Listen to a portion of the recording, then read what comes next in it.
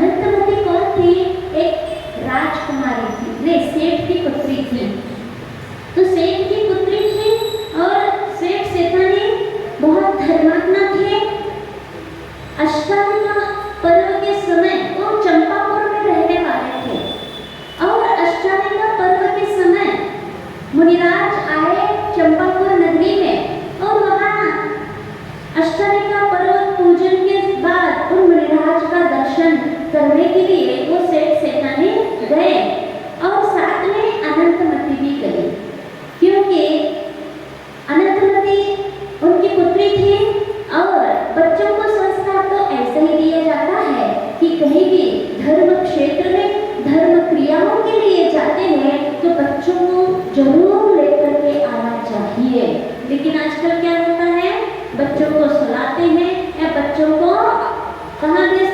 Coaching, school, उसी समय उनका स्कूल रहता, उसी समय कोचिंग रहती है और उसी समय उनके पेपर आते हैं जब परीक्षण पर्व आते हैं। देखना ट्राई करके पेपर उसी समय लगते हैं स्कूल वाले भी प्राय कि जब परीक्षण पर्व आया करते हैं। लेकिन आप लोग उसके लिए आप निवेदन कर सकते हैं स्कूल वालों को कि ये जो परीक्षण पर्व हमारा बहुत महान पर्व आ रहा है, अष्टमी का पर्व भी ऐसे ही मनाना चाहिए। वास्तव में तो अष्टमी का पर्व ही आगम के रूप आगम में आता है, हर आगम में आता है। परीक्षण पर्व ऐसे आगम में कहीं नहीं मिलता है, फिर भी प्रचलन में आ रहा और उसके निमित्त से कोई धर्म करता है कि कोई मनाई नहीं है। लेकिन आप लोगों को भी इतना पुरुषार्थ करना चाहिए बच्चों को संस्कार डालने के लिए, बच्चों को भविष्य के बारे में सोच करके आप निवेदन पत्र दे सकते हो स्कूल वालों को कि आप कृपा करके इस 10 दिनों में आप पेपर परीक्षा न रखें, आगे पीछे न रख ले। ऐसा मन में आता है कि नहीं आता? आया ही नहीं। जब बच्चा जा रहा है जब परीक्षा हो तो देना है, लेकिन आप लोग एकजुट होकर के भी दोगे, क्योंकि जो बड़े बड़े स्कूल रहते हैं उसमें जैन बच्चे ही ज्यादा पढ़ते हैं, क्योंकि पैसा जैनों के पास बहुत है, वहाँ भले ही संस्कार कुछ न मिलते, पैसे लिए बहुत है, इसलिए पैसा खर्च कर लेते हैं आप लोग। लेकिन करो, मनाई नहीं है, लेकिन इस प्रकार के भी ध्यान रखना चाहिए। क्योंकि देखना अनंतमती जो थी वो 8-10 साल की होंगी, जो माता पिता के साथ मंदिर गई थी और महाराज जी के दर्शन करने गई थी, और वहाँ महाराज जी का उपदेश सुनकर के उनके माता पिता ने क्या नियम दिया? ब्रह्मचर्य व्रत का नियम दे दिया। और वो 7 मिनट जो थी उसको भी विरोध से कह दिया, क्यों तुम्हें नहीं लेना? हाँ महाराज जी, हमें भी ब्रह्मचर्य व्रत लेना है, हम भी चाहते हैं कि हमें ब्रह्मचर्य व्रत दे दीजिए। तो वो बच्चे थी तो किसी ने भी गौर नहीं किया ये बच्चे क्या जानती क्या ब्रह्मचर्य होता है, क्या नियम होता है। लेकिन माता पिता ने तो अष्टमी का पर्वों में, महापर्वों में ब्रह्मचर्य व्रत का नियम ले लिया। और अनंतमती ये नहीं जानती क्या पर्व होते हैं, क्या दिन होते हैं, उन्होंने ऐसे सामान्य से ले लिया कि हमें भी ब्रह्मचर्य व्रत चाहिए। अब ये बात आई गई हो गई, एक किसी को भी ये ध्यान नहीं रहा।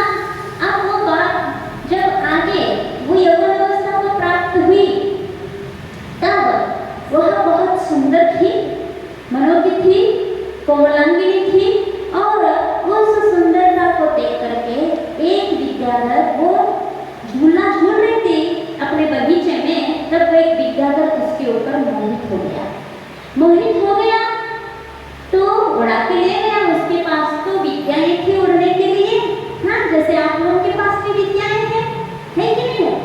हाँ, बाइक है, 4 व्हीलर है, विद्याएं तो है, मिनटों में आप किलोमीटरों तक पार हो जाती है इस विद्या से। तो वो उनके पास विद्या थी और वो उड़ा करके ऊपर ले तो गया, लेकिन वहां जाकर के बीच में वहां से उनकी पत्नी आ रही थी, विद्या कर रही थी, वो भी उड़ के आ रही थी वो भी, और वो दूर से देखता है कि ये पत्नी आ रही है और डर गया, है ना?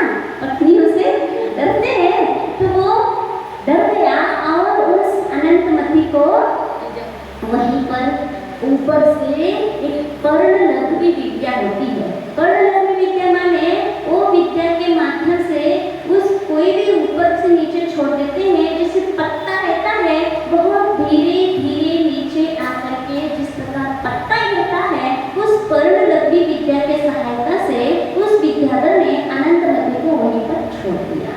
और जहाँ वो आके गिरी वहाँ घना जंगल, और उस जंगल में उसका कोई सहारा नहीं, फिर भी वो डरी नहीं, लेकिन वहाँ एक भील आ गया, वहाँ भील लोग रहते थे, भील ने भी उसके ऊपर मोहित हो गया। उसका रूप ऐसा था, रूप के कारण वह मोहित हो गया। इसीलिए ऐसा रूप भी किस काम का? जो आप लोग अपने रूप को निखारने के लिए क्या क्या करते हो, न जाने क्या क्या लगा के रहते हो, तो ये सोचो कि हम रूप को दिखाना चाह रहे हैं, रूपवती बनना चाह रहे हैं। इस हमारे रूपवती रूप को देख करके कितने लोगों के भाव खराब होंगे, और इसमें कारण कौन बनेगा?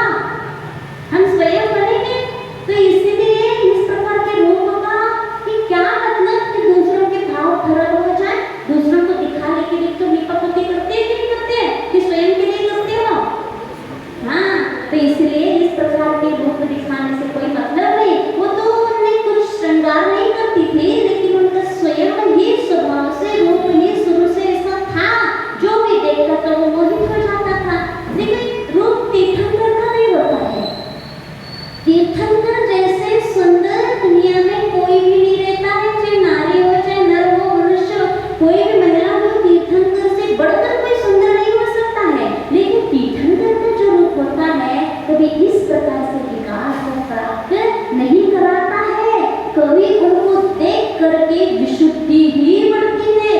चाहे बाल्यावस्था में देखो उनको, चाहे यौवन अवस्था का रूप देखो, उनको देखने से एक प्रकार से विशुद्धि निर्मल परिणाम ही होते। देखो रूप में भी कितना अंतर है। एक रूप होता है जो विकार को पैदा कर देता है और एक रूप होता है जो विशुद्धि को पैदा कर देता है। ऐसे इसीलिए इस प्रकार का रूप की क्या वो कहती है हमारा रूप ही ऐसा है, दूसरों को देख करके विकार भाव आ जाते हैं। उस भील को भी विकार भाव आ गए, वासना के भाव उमड़ गए और उसका सील भंग करने का प्रयास किया, लेकिन उसका वह इतनी शीलवती थी, उसने मुनिराज के सामने जो ब्रह्मचर्य व्रत ग्रहण किया था वो भूली नहीं थी, भले ही बचपन में भी थी। और वो ऐसे फटकाती है उस भील को और उस शीलवती के प्रभाव से वहां की जो वन देवी थी वो प्रकट हो गई। वन देवी हुआ करती है, नगर देवियां भी हुआ करती हैं जो नगर की वन की रक्षा करती रहती है, वो वन देवी प्रकट हो गई और उस भील को फटका देती है। तुम खबरदार यदि तुमने इसको हाथ लगाया तो वो डर गया, फिर वो क्षमा मांगा और उसने जाके एक सेठ को बेच दिया और सेठ को बेच दिया तो सेठ भी मोहित हो गया और सेठ मोहित हो गया तो फिर वहां उसने भी सील भंग करने का प्रयास किया। फिर वहां नगर देवी प्रकट हो गई उसके सील के प्रभाव से। फिर वहां वो सेठ भी डर गया उस देवी के फटकार से और सेठ जाकर के वेश्या को बेच दिया और वेश्या ने बहुत प्रयास किया उसको वेश्या बनाने का, क्योंकि वेश्या का तो काम ही होता है कोई भी सुंदर लड़की मिल जाए और अपना काम बना दे। हजारों लाखों रुपए आते हैं इस काम से। तो उसने बहुत समझाया, लेकिन उसने अपने ब्रह्मचर्य व्रत में वो दृढ़ रही और वह जब वो नहीं माने तो उसने राजा को बेच दिया। देखो क्या क्या अवस्थाएं होती है। पाप कर्म के उदय से एक धर्मशील मतलब उतनी सतीत्व होने के बाद भी उसका पाप कर्म का उदय देखो, अभी पाप कर्म गया नहीं है। आप लोग कहते हो कि धर्म करने के बाद भी इस प्रकार का पाप क्यों नहीं छूटता है? ये पूर्व में किए हुए निरंतर विकाचित कर्म ऐसे होते हैं जो तीर्थंकरों को भी नहीं छोड़ते हैं। जो तीर्थंकर कैसे आदिनाथ भगवान थे ना, उन्होंने दीक्षा ली। दीक्षा लेने के बाद पूरी विधियां प्राप्त होती हैं तीर्थंकरों को, मात्र केवल रिद्धि छोड़कर केवल ज्ञान बस नहीं होता। और जिस समय दीक्षा लेते हैं उसी समय मन परे ज्ञान भी प्राप्त हो जाता है। अवधि ज्ञान तो जन्म से ही रहता है, पूरी विधियां प्राप्त हो गई, मन परे ज्ञान प्राप्त हो गया। इतनी विशुद्धि भगवान की रहती, सोचो कितनी विशुद्धि रहती होगी। इस विशुद्धि इतनी विशुद्धि होने के बाद भी उनका अंतराय कर्म ढीला नहीं पड़ा था। मतलब विशुद्धि काम नहीं करे, तीर्थंकर की विशुद्धि काम नहीं करे और अंतराय कर्म उदय में आया। 6 महीने तक उसने फल दिया, 6 महीने के बाद वह कहीं ढीला पड़ गया था। ये तीर्थंकर के जीवन के बाद फिर हम आप जैसे थोड़े बहुत भी धर्म करते हैं और संकट को टालना चाहते हैं और थोड़ा सा धर्म करके ये चाहते हैं कि हमारे जीवन में किसी भी प्रकार का संकट कष्ट नहीं आना चाहिए, क्योंकि हम धर्म कर रहे हैं। ये तीर्थंकर के जीवन को याद करो। धर्म तो ठीक है, उन्होंने दीक्षा दे करके पूरे विद्या को जब मैं प्रकट कर लिया, वो ऐसे अंतराय कर्म के ऊपर प्रभाव नहीं कर पाए तो हम कैसे कर सकते हैं? इसलिए ये नहीं सोचना चाहिए कि हमारा धर्म कुछ नहीं करता है। धर्म तो बहुत करता है, लेकिन ये भी तो सोचो हम धर्म कितना करते हैं और उसके बाद कर्म कितना करते हैं। बहुत सारा कीचड़ में फंसे हुए हैं और इतने से पानी से हम उस कीचड़ को धोना चाहते हैं, कभी संभव नहीं होगा। यही उस सती के साथ हुआ कि उसके जो पूर्व में बंधा हुआ निरंतर विकाचित कर्म हुआ, जबड़ के बैठा हुआ था, उसने अपनी दृढ़ता के साथ व्रत का पालन कर रही थी। थोड़ी सी भी शिथिलता उसके मन में नहीं आई। चाहे सेठ के हाथ में गई, भील के हाथ में गई और राजा के हाथ में आई। राजा ने बहुत सारे लोग दिया कि मैं तुम्हें पटरानी बना दूंगा, तुम बहुत सुखी रहोगी, जो जैसा समझाना चाहा। लेकिन वो जब नहीं मानी किया गया, तब उसने फिर उसकी सील भंग करने का प्रयास किया। तब वहां नगर देवी प्रकट हो गई, नगर देवी प्रकट हो गई और उसने फटकारा, ये सीलवती है। देखो इतना तो चमत्कार हो रहा है सील के प्रभाव से कि वह सील भंग नहीं हो पा रहा, कोई किसी की हिम्मत नहीं हो पा रही। ये इतना तो धर्म का प्रभाव दिख रहा है। यदि हम निष्कांक्ष भावना से और दृढ़ता पूर्वक बहुत निष्ठा आस्था के साथ यदि धर्म पालन करते हैं तो हमारी धर्म रक्षा तो करता है, भले ही वो अंदर तक कर्म को काट नहीं पा रहा है, लेकिन बाहरी प्रभाव इतना रह रहा है कि वो बच रही है, हर जगह बच रही है। और वहाँ यह रक्षा कौन कर रहा है? देवी कर रही है। लेकिन देवी क्यों रक्षा कर रही है? उसने क्या देवी को याद किया था? फिर कैसे आ गई देवी? वो धर्म का प्रभाव था, वो धर्म का प्रभाव से देवी देवताएं भी सहाय करते हैं। ये आप धर्म का मर्म समझो, वहाँ देवी देवताओं के पास जाने की जरूरत नहीं है। देवी देवता आके अपने आप चमत्कार दिखाते हैं। कब? जब आप वीतरागी भगवान के पुजारी हो, भक्त हो, तब देवी देवता इनके प्रकट चमत्कार करते हैं। लेकिन आप लोगों को इतनी आस्था नहीं रहती, इतना धैर्य भी नहीं रहता है कि हम थोड़ा सा और सह ले, लेकिन हम धर्म नहीं छोड़ना है, हम वीतरागता को नहीं छोड़ना है। थोड़ा सा बहुत कष्ट आ जाता है तो जल्दी से दौड़ जाते हो वहाँ, उन्हीं रक्षा होगी, वो प्रकट होंगे, जो प्रकट होंगे उन्हीं के पास चलो। यहाँ क्या मिलने वाला है? विचार करो, जहाँ वीतरागी भगवान के भी भक्त सरागी देव रहते हैं और आप उनको छोड़ करके उनके चरणों में जाते हो, कितनी विडंबना की बात है। उच्च गुण को प्राप्त करके जो हमारे कुल में परंपरा से पूजन की परंपरा किसकी होती है? कुल में वीतरागी देवों की होती है। लेकिन ऐसे देवों को छोड़ करके आप ऐसे उनके चरणों में आने वालों के पास जाते हो, ये बहुत दुख होता है, पीड़ा होती है। इस प्रकार के देख करके आप दृढ़ता रख करके तो देखो, आपकी रक्षा जरूर होगी। और इसी प्रकार से दृढ़ता अनंतमती को थी, तो अनंतमती ने दृढ़ता रखी, उसने देवी को याद नहीं, उसको मन में भी नहीं आया कि कोई देवी भी हमारी रक्षा करने आ जाए। सिर्फ नहीं आते देवी बचाने नहीं आते देवी देवता। हाँ, बचाने आ सकते हैं यदि आपकी दृढ़ता, आपकी आस्था और साथ में आपका पुण्य हो तो। माता जी बचाने के लिए महाराज जी के लिए महाराज जी को मारे थे, 2 जन ने महाराज जी को मारे, मतलब हत्या हुई महाराज जी के भी।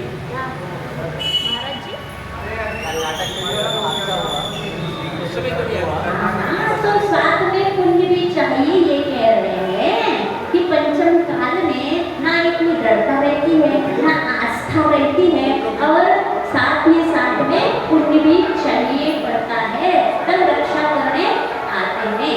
तो ये इतनी आज पंचम काल में इतनी विशुद्धि, हाँ ये भी चाहिए है, क्योंकि पंचम काल का प्रभाव ही ऐसा होता है। हमारा शरीर, हमारा सहन, हमारा आसपास का वातावरण जो रहता है वो इतनी विशुद्धि को करने नहीं देता है। फिर भी हमारे तरफ से किसी भी प्रकार का पुरुषार्थ की कमी नहीं होना चाहिए धर्म के पालन में। तो ये अनंतमती ने जो दृढ़ता रखी और वहाँ देवी आके हर जगह उसकी रक्षा की। फिर उस राजा ने क्या किया? उस अनंतमती को ले जा करके जंगल में छोड़ दिया, और वहाँ नगर के बाहर जंगल में छोड़ दिया। तो वहाँ आई का संग विहार करते हुए आया और अब उसको गुरु की शरण ली। उसने सोचा अब हमारी यहाँ सुरक्षा रहेगी, अब यहाँ कोई भी हमारा बाल बाका नहीं करेगा। और वो आरिकाओं के साथ रहने लगी, और आरिकाओं के साथ रहते रहते वह आरिका संग विहार करते हुए शायद अयोध्या पहुँच गया। हाँ, तो वहाँ नहीं, उनकी गाँव नहीं, उनके मामा रहते थे वहाँ अयोध्या में, वहाँ पहुँच गए। और आरिका संग और अनंतमती बहुत सुंदर रंगोली डालती थी, उसके पास कला थी। और ये रंगोली की प्रथा मतलब पहले से चली आई हुई है। आप यदि दक्षिण जाओगे गोमटेश्वर यात्रा करने के लिए, और आप वहाँ यदि नगर में जाओगे, मैसूर है, गोमटेश्वर श्रवण बेलगोला है, तो यहाँ तीर्थ क्षेत्र है, वहाँ यदि जाओगे तो आपके हर सामने रंगोलियां मिलेगी। जब हम लोग विहार करते हुए माता जी गई थी, 60-70 माता जी दक्षिण यात्रा में गई थी, जो सदरगा का पंचकल्याण हुआ था, और वो बहुत सारे ब्रह्मचारी लगभग आर्यिका संघ आचर्षिका वहाँ दक्षिण में का 2-4 आर्यिका संघ यहाँ रहे थे। तो वहाँ गोमटेश्वर में क्या होता था, जहाँ भी पहुँचते थे दक्षिण में, तो वहाँ जैसे नगर प्रवेश करते थे तो हर घर के सामने रंगोली मिलती थे। तो माता जी लोग की किस कोई चौके लगे हुए क्या यहाँ, क्योंकि बुंदेलखंड में क्या प्रथा है कि जहाँ चौका लगा है या प्रदान किया जाता है वहाँ चौक पुराया जाता है, तो वो रंगोली से चौक पुरते हैं। तो वो लोग समझती थी माता जी सब, हम लोग को तो पता थी यहाँ रंगोली की प्रथा थी, और हम लोग भी जब बच्चे थे बचपन में खूब रंगोली डालते थे रोज रोज अलग अलग तरह के। तो ये हम लोग को पता थी कि ये तो प्रथा है, और उन्हें सोचे इतने सारे चौके लगे हुए। हमने कहा नहीं माता जी, यहाँ प्रथा है, हर घर के सामने रंगोली डाला जाता है। ये रंगोली डालना भी एक शुभ सूचक है। तो जैसे आप लोग शुभ सूचक के लिए, अच्छा काम होने के लिए, या अपने वास्तु के लिए अच्छे कहीं भी या कुछ मूर्ति रखना, या फिर कुछ अंगूठी इस प्रकार के पहनना, इस प्रकार के जो शुभ संकेत होते हैं, ये रोज घर के सामने रंगोली डालना भी एक अच्छा प्रतीक माना जाता है।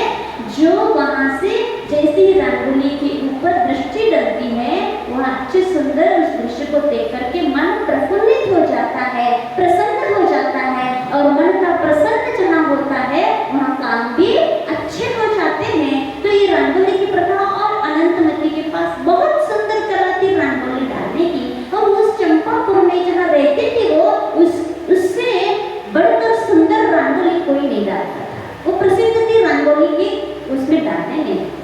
तो आर्यिका संघ भी थी, तो वो क्या करती थी, जहाँ भी रहती थी तो वहाँ जहाँ जिस गाँव में पहुँच जाती थी तो वहाँ वो रंगोली डालती थी। श्रावण के घर के सामने उनकी हॉबी थी, तो वो डालती थी। तो वहाँ अयोध्या नगरी में उनके मामा थे, तो वो नहीं जानती थी, तो उसने रंगोली डाला। तो वहीं उनके पिताजी आए हुए थे, उन्होंने देखा कि ये रंगोली तो कोई और आदमी डाल ही नहीं सकता है, ये तो मेरे बेटे की डाली हुई रंगोली है, कहीं ना कहीं इस गांव में अनंतमती है। और उसका पता लगाया कि रंगोली किसने डाली है, तब पता चला आर्यिका संघ आया हुआ है, और उस आर्यिका संघ में एक बालिका है, वो रंगोली डाल रही है। और वो वहाँ पिताजी आए, और कितने सालों बाद मिले और पहचान गए, और गदगद हो गए सब मिलके अपना परिवार। अपनी बेटी मिल गई, सोचो अपनी बेटी खो गई हो, और खोने के बाद कितने सालों तक नहीं मिली, कितने पिताजी माता ने परिवार ने कितना प्रयास किया होगा ढूंढने का, लेकिन कहीं भी नहीं मिली। लेकिन किस बात से मिल गई हो, एक अच्छी कला। इसलिए अपने बच्चों को एक ऐसी कला सिखाओ कि वो कला किसमें, उस कला से उसके जीवन में निखार आ जाए, और उस कला के माध्यम से हमारा धर्म से जुड़ा हुआ जीवन हो जाए। आजकल अलग अलग प्रोजेक्ट सिखाते हो स्कूलों में, लेकिन धर्म में भी ऐसे कोई संस्कार कलाएं होना चाहिए जो हमारे धर्म में काम आते हो। हाँ, तो ये भी संस्कार किसने दी थी, माता पिता ने दी थी अनंतमती को। वही संस्कार के कारण वो आज पहचान में आई कि नहीं आई। तो ये वो जाते हैं माता पिता और गले मिलते हैं, खूब प्रसन्न होकर के कि खुशी हो जाती कि इतने दुख भी और खुशी भी दोनों व्यक्त, क्योंकि दुख इस बात की थी कि अब हम तुम्हारी रक्षा नहीं कर पाए, इतने सालों से आप कहीं कहाँ रही पता ही नहीं चला। अब ये पुण्य का उदय आ गया कि आप मिल गई हो, अब घर चलो। ओके, अब मुझे घर नहीं जाना है, क्यों, अब तुम यौवनवती हो गई हो, अब तुम्हारा विवाह का समय आ गया है, कोई अच्छे वर को देख करके तुम्हारा विवाह किया जाएगा। वो कहती नहीं पिताजी, क्या आप भूल गए जब हम 8-10 साल के थे और जब अष्टमी का पर्व आया हुआ था और आप ब्रह्मचर्य व्रत का अंगीकार किया था अष्टमी के पर्वों में, व्रतों में, और मैंने भी उसमें किया था, क्या आप भूल गए? आपको याद है? याद करो उस दिन को जब महाराज आए थे और गुरु के साक्षी पूर्वक मैंने व्रत लिया था, ब्रह्मचर्य व्रत। अरे बेटी, हमने तो 8 दिन के लिए व्रत लिया था, अष्टमी पर्वों में लिया था, तुमने भी उतना ही लिया होगा। नहीं पिताजी, आपने तो सीमा बांधा होगा, लेकिन हमारी कोई सीमा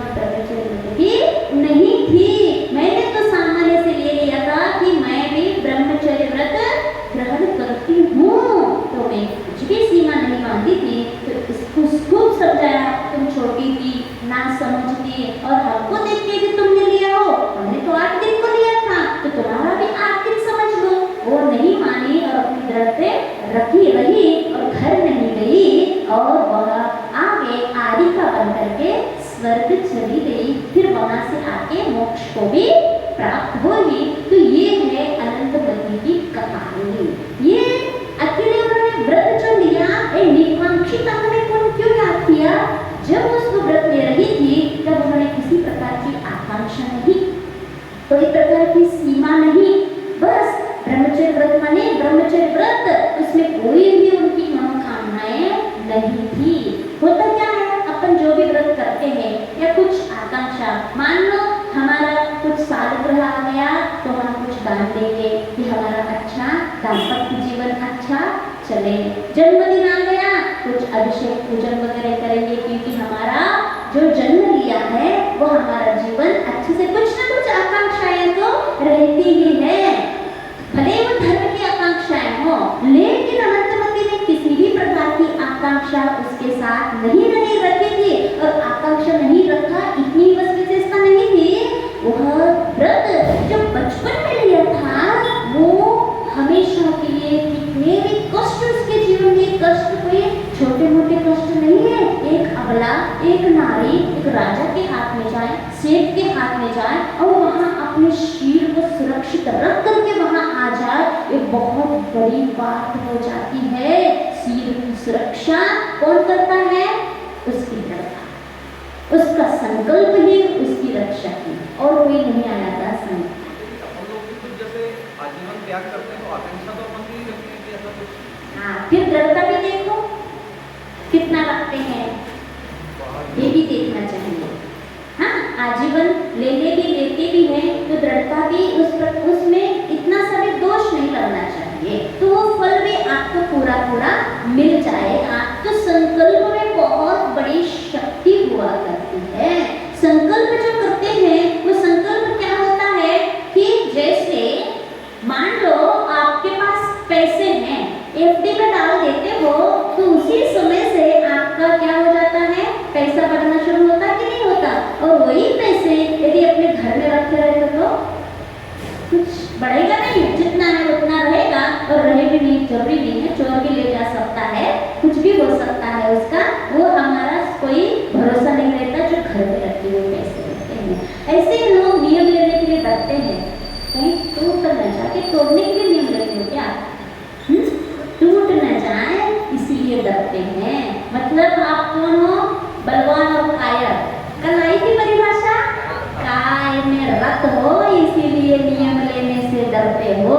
यदि काय में रत नहीं होते, काय से यदि इस प्रकार से प्रेम नहीं होता, आप में मतलब इस प्रकार से काय को इतना सहलाते हो, पोषण करते हो, तो उसके पीछे व्रत को तोड़ देते हो। इसीलिए कायरता, अगर मुख माटी में आया था कायरता सो कायरता, जो कायर होते हैं वही नियम तोड़ते हैं। तो इसीलिए ये नहीं डरना चाहिए कि हम नियम का ये बहुत बड़ा फायदा है कि आपने मान लो आजीवन नियम ले लिया, और आजीवन जिस समय आपने नियम लिया उसी समय पूरा पुण्य आपके पल्ले में आ गया। ये छूट छाट क्या है? ये बाहर की छूट रखा है मैंने, जो आपने नियम लिया, संकल्प लिया, एकमात्र एक फॉर्मेलिटी है। हाँ, ये मात्र मान लो हम अपने मन के समझौता के लिए कि व्रत से चलेंगे तो अच्छा रहेगा, और बाहर छूट माने हम ये कहते हैं कि बाहर भले अंदर छूट रख लो, बाहर छूट मत रखो। इससे दो काम होंगे, बाहर दृढ़ता से पालन करो और बाहर घर में कभी कभी हम खा लेंगे, चल जाएगा, लेकिन बाहर मत खाओ। क्यों नहीं खाओ? ये आपकी आप पहचान दिखाओ बाहर में कि हम कौन हैं, कौन से कुल में उत्पन्न हुए हैं, वहाँ आपके लिए बताया जाएगा। आप ले लो नहीं, हमारा तो वहाँ कट्टरता दिखाओ, उस कट्टरता के कारण वहाँ का जो सामने वाला व्यक्ति भी आपसे प्रभावित हो सकता है और आपका नियम तो चल ही जाएगा। सबसे बड़ी प्रभावना हो जाएगी आपकी जब बाहर आके कट्टरता दिखाओ, तो ये प्रभावना कहलाती है। प्रभावना मात्र ऐसे पूजन आदि विधान आदि धूमधाम से करने मात्र से लोगों को प्रभावित नहीं कर सकते। इस प्रकार से कट्टरता यदि बाहर जाके दिखाओ, नहीं हम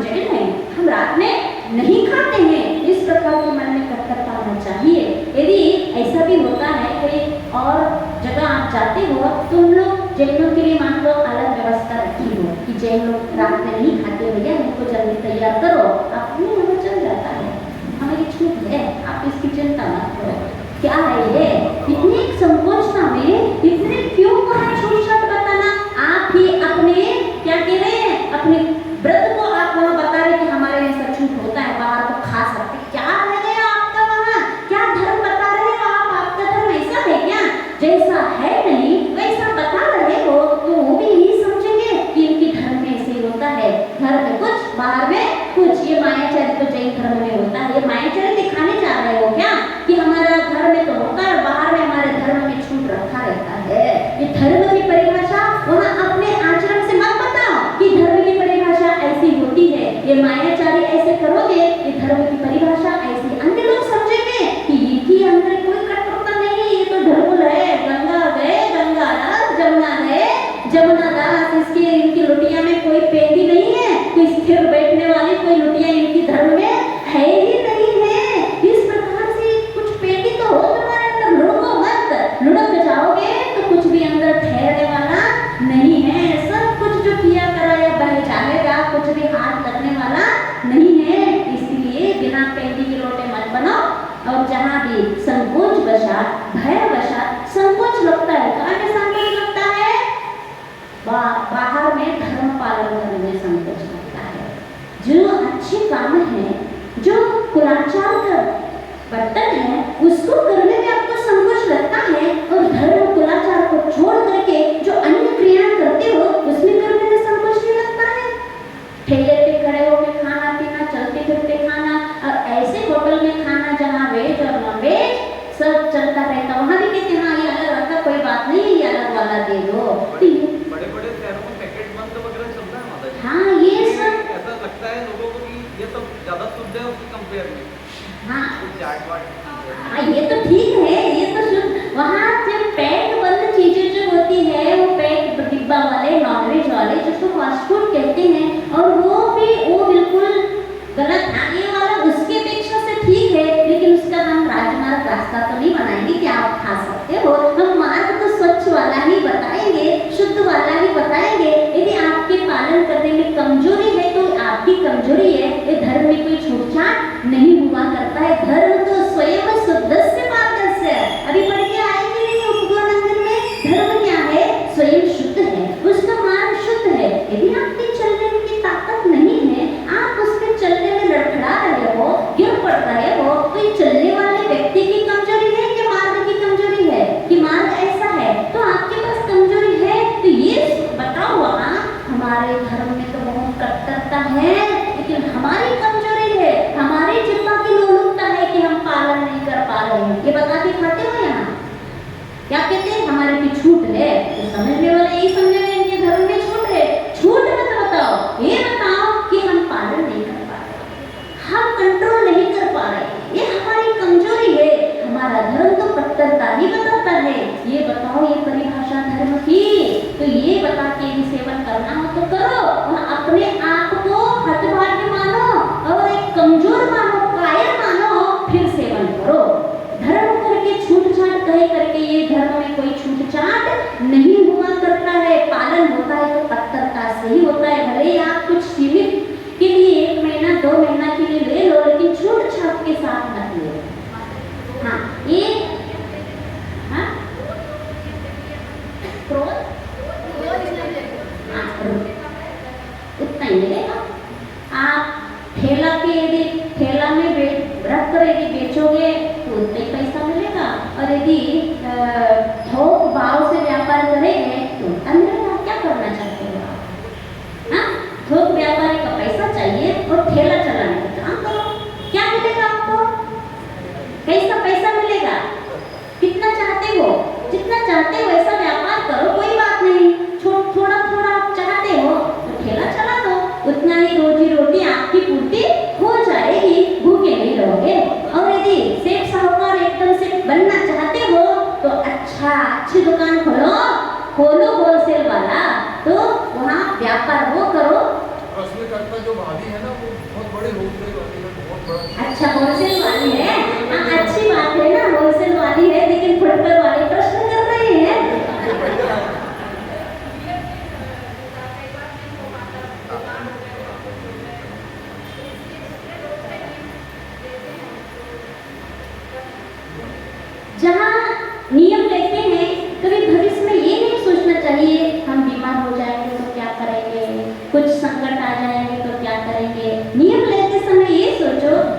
भगवान, हे गुरुदेव, हे भगवान, जो हम आज नियम ले रहे हैं आपके ऊपर विश्वास रख करके आपके हुआ बताए हुए मार्ग को हम अंगीकार कर रहे हैं, और ये मार्ग और आपका बताए हुआ मार्ग और आप इसकी रक्षा करोगे, हम रक्षा नहीं करेंगे। उस धर्म के ऊपर विश्वास रखो जो हमने नियम लिया है ना, वो मेरी रक्षा जरूर करेगा। हाँ, करता है, लेकिन इतना है थोड़ी सी विपत्ति में संकट में डरना नहीं चाहिए। लेकिन आप लोग क्या करते हो, थोड़े से संकट में डर जाते हो। थोड़ी धैर्य तो रखो, देखो तो साहस करके कि ये इतना टल सकता है, एक दिन निकालो, बस आगे का दिन अच्छा आने वाला है, घबराओ मत, दृढ़ता दिखा दो। ये धर्म जो मैंने अंगीकार किया है ना, वो मेरी रक्षा करेगा, ये मेरा पूरा विश्वास है। तो ये जो नियम लेते हैं ना, भविष्य की चिंता करके नियम लेना, ये फिर कायरता कहलाएगी, ये बलवान पुरुष नहीं कहलाओगे। इसीलिए जो महाव्रत वगैरह होते हैं, या हम लोग कभी सोचते हैं कि जब अरे इतना लंबा जीवन है, ऐसा जमाना आ गया है, कोई धर्मात्मा है नहीं है, ये जीवन भर महाव्रत कैसा पालन होगा, उपसर्ग परिसर आएंगे, इस प्रकार की सोच को कौन व्रत ग्रहण करता है? ये सोचता है जैसे भी आगे हम सामना करेंगे, देखेंगे हम हारते हैं कि वो हारता है, क्योंकि आत्मा के पास अनंत शक्ति है। उस आत्म तत्व की ओर दृष्टि रखो, कुछ भी होगा ना तो शरीर को होगा ना, कोई भी कुछ करेगा आत्म तत्व कोई पकड़ में नहीं आता, और आत्म तत्व पकड़ में नहीं आएगा, बस शरीर ही तो पकड़ में आता है ना, ज्यादा से ज्यादा क्या करेगा, जीवन लेगा।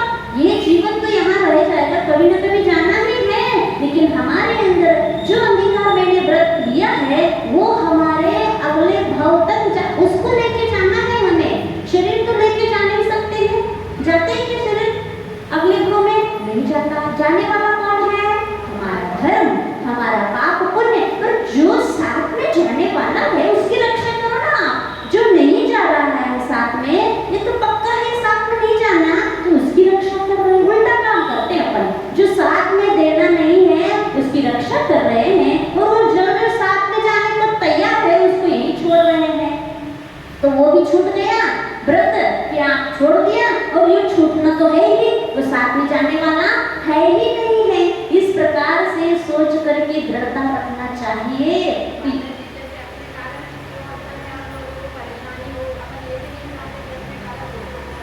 हाँ, ये मत सोचो वो घर के लोग भी कर्तव्य समझ करके करते हैं, आपके व्रत के अंगीकार के कारण आपका पुण्य में ऐसा कुछ बढ़ जाएगा कि सामने वाले भी आपकी सेवा करने के लिए तैयार हो जाता है। कुछ की क्या नेचर होता है कि वो घर वाले भी स्वेच्छा से अच्छे से करना चाहते हैं और करते हैं कर्तव्य समझ के, लेकिन कुछ लोगों के ऐसा नेचर रहता है, अरे इनको कष्ट हो रहा है, मेरा इतना ध्यान रखना पड़ रहा है, मतलब ऐसा सोचते हैं ना कि हमें करवाना ना पड़े, तो इनकी ऐसी स्थिति आ जाती है। कर क्या सकते हैं, हमारा कर्म का उदय है, तो ये सोचो ठीक है, अब हम करवाना पड़ रहा है तो हमारे माध्यम से वो भी तो पुण्य कमा रहे हैं, वो है कि नहीं है, पुण्य कमा रहे हैं। पुण्य कमाने का ये भी एक माध्यम है, हम निमित्त किसमें बन रहे हैं, पुण्य कमा रहे हैं, तो पुण्य कमाने दो। सेवा शुश्रूषा भी कोई एक धर्म होता है, वो धर्म हम सिखा रहे हैं। ये भी ऐसा सोच सकते हैं कि ऐसे भीख मांगना मत लाओ कि इनको करना पड़ रहा है, मैं भार होके हम घर के रह रहे हैं, इस प्रकार के आप भीख भावना मत लाओ। ये सोचो हाँ, यदि वो करने के लिए अपन कर रहे हैं, बचना चाह रहे हैं, तो वो बचना चाहने वाला जो होता है ना, हमारी थोड़ी सी देख करके वो वैसे ही बचेगा कि वो हाँ जरूरत नहीं है, हम सक्षम हैं, हमें कुछ नहीं हो रहा है, जाना है तो जाने दो उनको, जितना हम सहेंगे तो अकेले सहेंगे। और यदि कोई स्वेच्छा से अपना कर्तव्य समझ कर करता है तो उसमें ऐसी भावना मत लाओ कि ये उनको करना पड़ रहा है, वो सेवा है, उनका कर्तव्य है, ये धर्म है, ये पुण्य कमा रहा है, वहां जाके पुण्य कमाएगा, मंदिर में वो पुण्य यही कमा रहा है, कमाने की कोई बात नहीं है, यही सीख लेगा। और ये बच्चे भी उनको देख करके सेवा करना सीख लेंगे, ये होना चाहिए। तो ये संकल्प क्या होता है, हम क्या बताते हैं, संकल्प लेते हैं वो आजीवन। जिस समय आपने संकल्प लिया, मान लो आपकी 80 साल की उम्र है और आपने आज संकल्प लिया उम्र भर हम ये वाला व्रत पालन करेंगे, अभिषेक का, पूजन का, माला का, स्वाध्याय का, या कोई त्याग का, आलू प्याज त्याग, रात्रि भोजन त्याग, कब तक लिया आपने? कब तक लिया? आजीवन ले लिया। जिस समय आजीवन लिया, पूरा आजीवन का जो फल है उसी समय आपके पल्ले में आ गया। अब अगले दिन क्या होने वाला है? हमारा दिन होने वाला है कि नहीं होने वाला है इस जीवन में, वो सूर्य उदय होगा कि नहीं होगा, कल देख पाएंगे कि न पाएंगे, ये कोई भरोसा नहीं है। मान लो आज रात में सो गए और सोते ही रह गए, नहीं उठ पाए, हमेशा के लिए सो गए, तो आप 80 साल का पुण्य ले गए। किया कुछ नहीं, 80 साल तक पालन नहीं किया क्योंकि मौका ही नहीं मिला, जीवन ही नहीं रहा, लेकिन पुण्य पूरा कितना ले गए आप? ये भी पॉलिसी होती है आपके व्यापार में, इस प्रकार की होती है कि नहीं होती है? हाँ, इसीलिए संकल्प का फल है। और थोड़े थोड़े फुटकर वाला करेंगे, मान लो जीवन भर 80 साल हम एक दिन, फिर कल दिन, फिर दूसरे दिन करते, वो पुण्य मिलेगा। मना नहीं करेंगे, उतना उतना ही मिलता रहेगा, थोड़ा ही थोड़ा मिलता रहेगा। एक दिन को लिया आपने और एक ही दिन में आप चले गए, तो एक ही दिन का पुण्य लेके जाओगे। इसलिए संकल्प लेने के लिए डरो मत, थोक के भाव व्यापार करना सीखो। होलसेल वाला बड़ो व्यापार तो खूब बड़ी दुकान खोलना चाहते हो, अच्छे अच्छे बड़े बड़े दुकान, सराफा के दुकान, कपड़े के दुकान, और अच्छे अच्छे बड़े बड़े व्यापार करना चाहते हो। और मंदिर में कौन सा व्यापार करना चाहते हो? फुटकर वाला, एक दिन को, हाँ, शाम तक का 2-4 घंटे का ये ठेले वाला काम करना चाहते हो, उल्टा करते हो।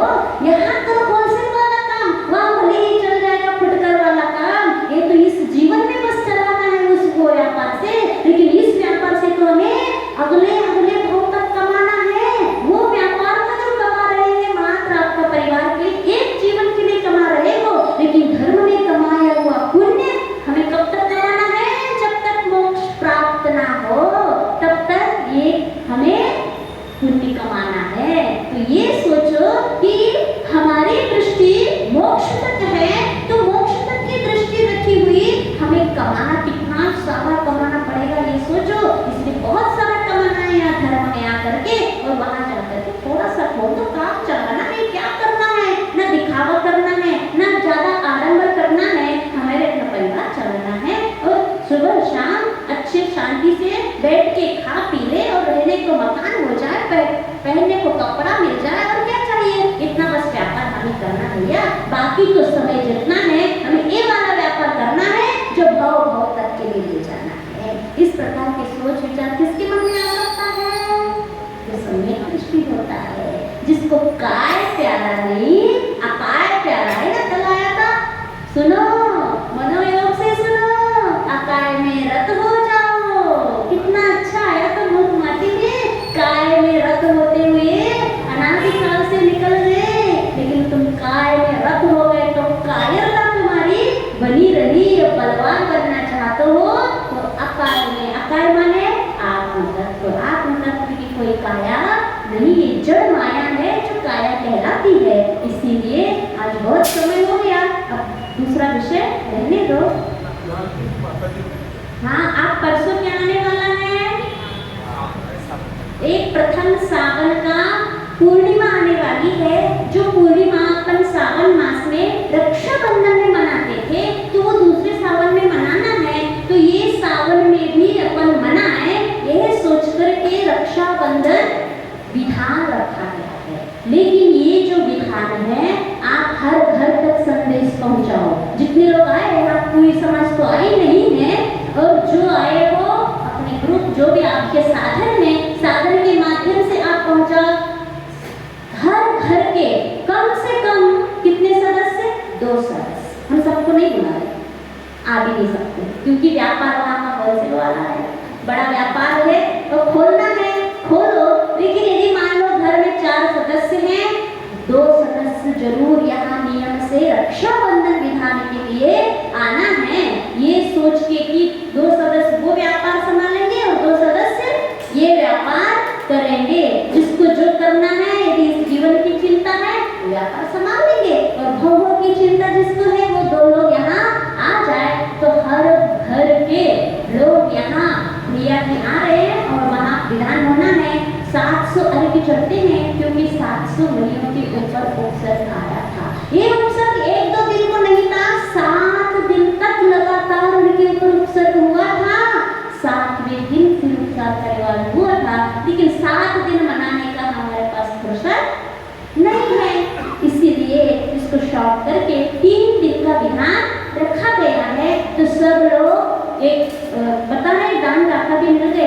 द्रव्य के, श्रीफल के, फिर भी आप लोग अपने घर से जितना संभव है आप अपने घर से द्रव्य लेकर के आ जाना। और यदि एक ही ड्रेस में आते हो तो बहुत अच्छा लगेगा, है ना। पुरुष वर्ग शुभ्र वस्त्र में और महिलाएं जो आपके महिला मंडल के वस्त्र है उसमें यदि आ करके आओगे तो ये रक्षाबंधन विधान जो है कभी किया हो, पूर्व में किया है, कभी यहाँ हुआ है? हाँ, अच्छा हुआ है। तो वही रक्षाबंधन मंत्र यहाँ वहाँ विधान होना है। तो ये अच्छे से धूमधाम से चतुर्मास में ये पहला विधान हो रहा है कि नहीं? वो तो हुआ था चतुर्मास के पहले वाला 3 दिन का, उसमें आनंद आया था कि नहीं आया था? ऐसा ही इससे भी बढ़कर अपन को आनंद आएगा इस रक्षाबंधन विधान में। तो इस सबको बता देना और अपने साथ साथ दो को और ले आना जितनी जितनी यहाँ बैठे हो।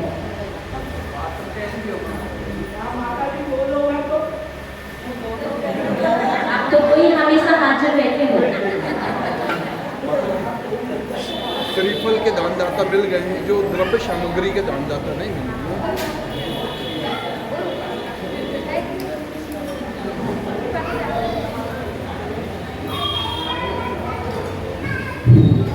मात्र 5 मिनट का समय जिनवाणी स्थिति की पूर्व की सूचनाएं। रत्नात्रय से पावन जिसका यह औदारिक तन है, गुप्ति समिति और प्रेक्षा में रहता निष्दिन मन है, रहता निष्दिन मन है, रहता निष्दिन मन है। परम सौभाग्य के क्षण शत वर्ष 2014 के पश्चात परम पूजनीय 105 अंतर्वती माता जी के पावन वर्षा योग के बाद इतना 9 वर्षों के बाद ऐसा सौभाग्य का क्षण आया है जो रक्षाबंधन पर्व का विधान परम पूजनीय आलिका माँ के सानिध्य में मनाया जा रहा है। एक और सौभाग्य का क्षण परम पूज्य 108 प्रणाम सागर जी